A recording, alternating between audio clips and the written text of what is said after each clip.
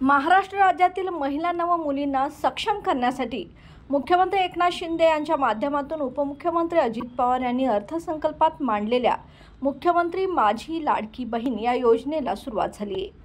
महायुती सरकारने राज्यातील माता भगिनींसाठी महिन्याकाठी 1500 रुपयाची योजना सुरू केली असून या योजनेपासून कोणीही पात्र लाभार्थी वंचित राहता कामा नये अशा सूचना राज्य नियोजन मंडळाचे कार्यकारी अध्यक्ष राजेश क्षीरसागर यांनी जिल्हाधिकारी कार्यालय येथील बैठकीत दिल्या।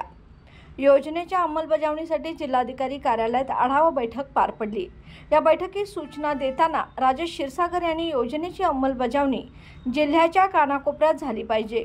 काही तक्रारी येत असतील तर जिल्हाधिकाऱ्यांनी सेतू चालकांची बैठक घेऊन त्यांना सक्त सूचना द्याव्यात व गैरप्रकार होत असतील तर त्यांच्यावर कारवाई करून प्रसंगी त्यांची परवानगी रद्द करावी अशा सूचना देखील त्यांनी यावेळी दिल्या।